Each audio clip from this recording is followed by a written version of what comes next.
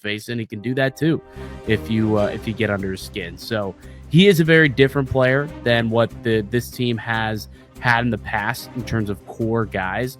And now, he's going into what's going to be his third full season in the NHL at this point.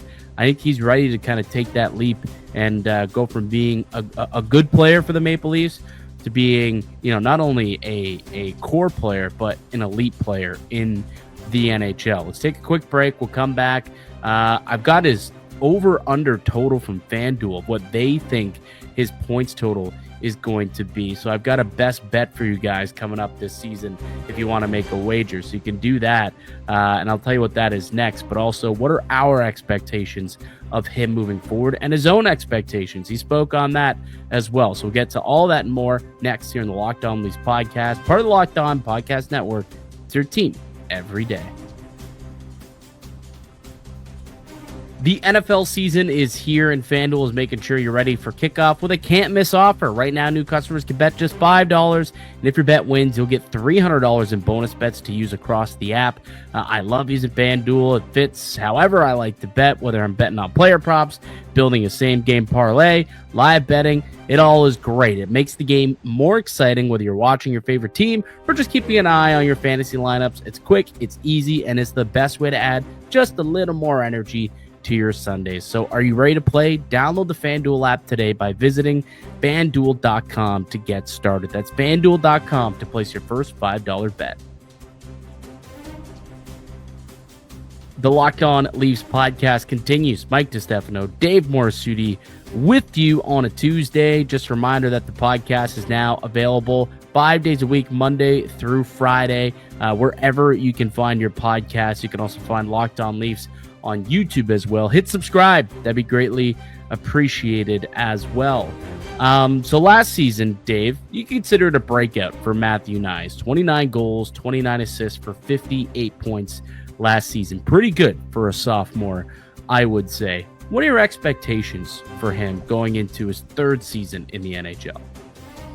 I expect just another step, right? Just him I think right now taking a little more leadership, understanding that he has now got to be he's not just a passenger. Well, I wouldn't say passenger. He's not like the third guy on the top line. He is now being promoted to the sidekick. He's Robin. He's now Robin. Yeah. Big Robin, but he's a Robin on that line. I think he understands that, with Marner gone, someone has to fill a void. And that's what I think the pressure falls on him. And, it all goes to the contract that he got, the fact that, they didn't really get anybody to replace Marner, and, you kind of hope for a little bit of that internal development too. And I think that's where, personally, that's where I see him taking that big step, is that with more responsibility, he should be able to be taking a bigger step because of that. Absolutely. I mean, not only is he going to be factored in on, Matthew's wing as kind of his partner for the foreseeable future, but, he can easily take on those penalty killing and power play minutes that Mitch Marner left behind. And I know that Knies was on the power play for the back half of last season, but now you figure if Marner's not there, are they still going to run a 5-man unit? I'm not sure. So you probably end up getting Morgan Rielly or OEL back on that power play. But Matthew Knies can stay there, right? You're probably going to run Knies, Matthews, Tavares, Nylander, and one of Rielly or Oliver Ekman-Larsson. But that's a spot where he is going to stay up on the top power play unit. And again, he could take over.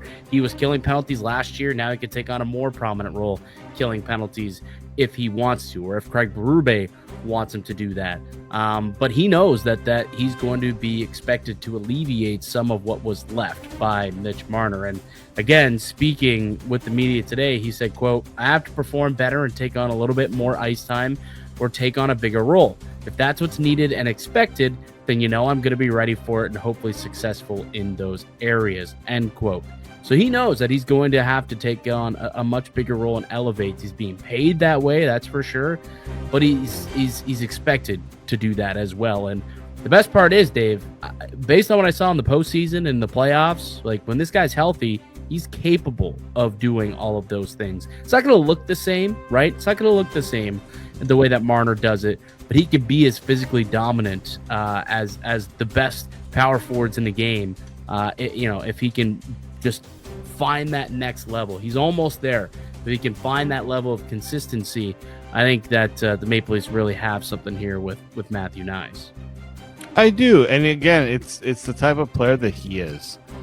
Big, strong, power forward. That those type of players have seen to find a way to excel, right? And again, finding different ways to get better every year, and that's why the potential's so high, because we haven't seen the full potential from him, and the trajectory continues to go upwards. Now I'm very curious to see, how much of a sweetheart deal is that contract going to be, really, when it comes down to it?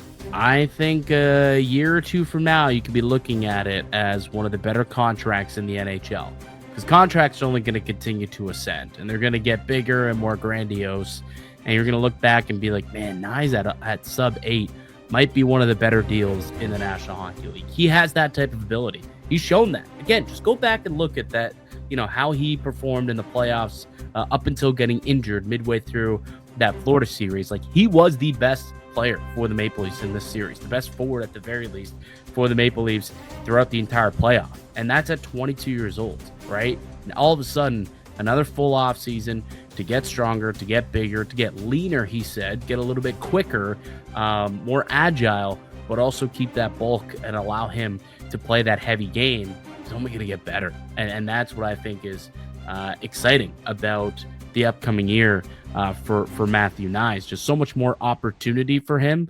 And when opportunities have come knocking, Knies has knocked them out of the park. So 29 goals, 58 points a season ago. His over-under on FanDuel is only 60 points. Yeah, you can get 60-plus points for Matthew Knies to score 60-plus points on FanDuel at minus 125. That's a smash hammer bet for me. Absolutely, that's something that I'm taking the over on. Absolutely. Like, if he doesn't get 60-plus points there, he must have been through some terrible slump or gotten injured. Knock on wood.